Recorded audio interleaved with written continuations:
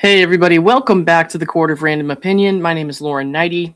I'm going to talk about something a little bit different this morning. I think this is something I wasn't sure I wanted to even get into, but after seeing the way it's being handled in the media and everything that's come out, I do want to talk about it a little bit. Actor Timothy Busfield is currently facing charges for allegedly abusing two young boys on the set of a TV series in New Mexico. There was a warrant out for him, and so he traveled back to New Mexico to turn himself in, though he maintains his innocence and has obviously not yet had his day in court. Today is Tuesday the 20th, so he's actually expected to go before the judge again today. There's a hearing to determine, whether or not that he would remain in custody in jail or if he can be let out on bail. Now an audio of one of the boys, one of the alleged victims, has been released. And in that audio, you can hear the boy say that he never touched him on any private parts.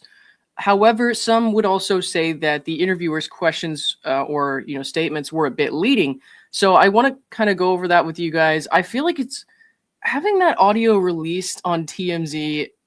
It's kind of gross, honestly. So after seeing it all over the internet, though, I've kind of decided maybe I can talk about this recording without playing the victim's voice. So what I'm going to do for you guys is I'll play the audio where you can hear the interviewer, and then I'll just tell you exactly what the alleged victim said using my voice. I'm not going to play the child's voice on my channel. I think that is, I really hate that it's out there, but it is. So TMZ, because of course of all the people willing to post this online, it would be TMZ. They come out with this audio of one of the accusers saying he didn't touch my private parts. So right out of the gate, one of the things that I want to clear up here is that, people were upset because they said this is not a proper forensic interview, thinking they were being interviewed by a psychologist or something. I've seen people in comment sections saying that this was an interview back in November 2024, apparently. And it was an interview done by a police officer. Now, bear in mind, when we listen to this, the prosecutors are saying that this recording shows that the victim, failed to disclose abuse at the time, whereas, the defense lawyers are saying this is an outright denial of abuse.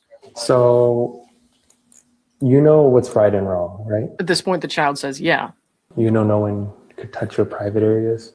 The child says, yeah, but he didn't touch that part. Doesn't touch your private parts? Okay.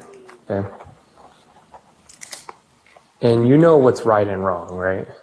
You know where people can't touch, where people can't do. Yeah, you know that, right? Does Tim ever do that?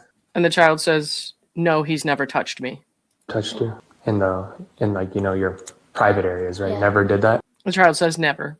So that was it. It was a pretty short clip, but TMZ, the accompanying article says the two child actors accusing Timothy Busfield of inappropriately touching them initially told police the exact opposite, and we've just obtained audio recordings of their interviews. They also wrote, in the criminal complaint, prosecutors acknowledged the boys only revealed the alleged inappropriate contact after therapy sessions. According to their mother, in September 2025, one of the boys told his counselor Busfield had touched his penis and bottom. I guess after listening to that, I feel like there's a pretty good possibility that a bunch of adults are failing these children. This allegedly happened while they were filming a TV show. Their identities, I'm afraid they're not going to stay private forever. And TMZ has now, put out this recording, which no doubt will have, if it hasn't already been heard by millions of people, that's going to be out there on the internet for the rest of these boys' lives. So whether Timothy Busfield is innocent or guilty, this is pretty awful in my opinion, which is why I didn't want to share their voices. But the point is, it's already out there, unfortunately, and will be heard by so many people. So I felt that talking about this at this point was just it wasn't going to do any, further harm. But whether he's innocent or guilty, this is still going to be, something that could come back and follow them for the rest of their lives. If he was guilty, TMZ would be putting, child victims interviews on the internet without their consent, really. I don't know if they, asked who they asked or who they got this from, but those children would then grow up and possibly have to relive that over and over, or have other people around them, having listened to that recording, be judging them and doubting them after they came forward. And if he's innocent, this is still kind of shit. Because first of all, you have people questioning his innocence based on the way that the interviewer was presenting things to the boys. Some will see, what's right and wrong, and it's wrong to touch your parts or whatever as leading.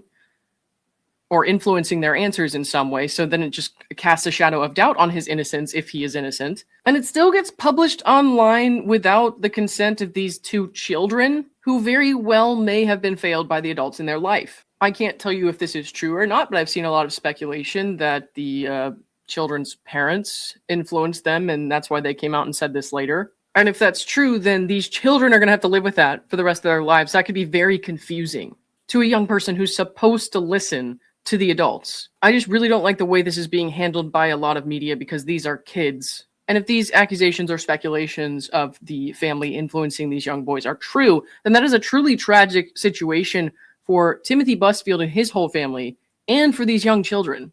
Now, I've seen also that his attorney, Larry Stein, said that he had passed a polygraph exam. He submitted to that voluntarily.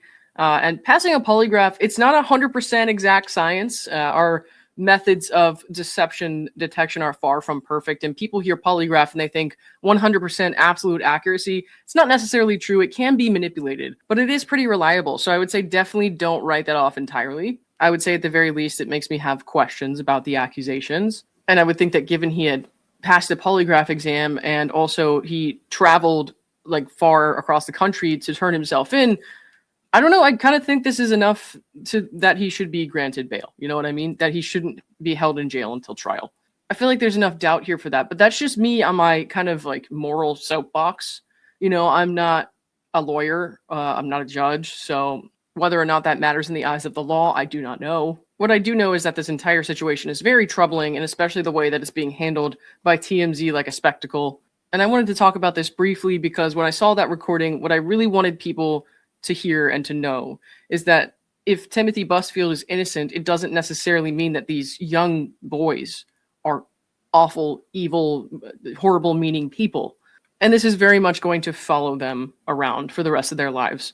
Especially since this happened while they were filming, people are going to know who this is.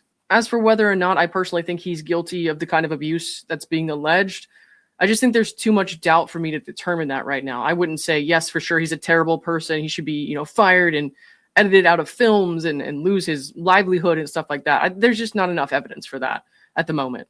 Whether or not that changes, I don't know. I'm keeping an open mind here.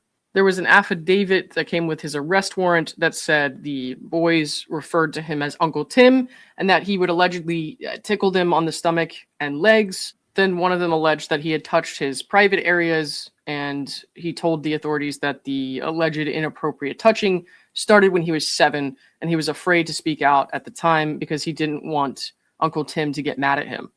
Reading that is very sad, and I know that there's a lot of outrage over this, potentially false allegation of child abuse, which is a very serious thing. That's a life-ruining thing if somebody's falsely accused of that. So I want to recognize that also and not be too judgmental. But when you read the affidavit, I understand why some people get so emotional. Like, that's a hard thing to read, a hard thing to think about, especially if you have, kids, or if you have nieces or nephews, or, just kids in your life, in your family. It's like, it's hard to read that.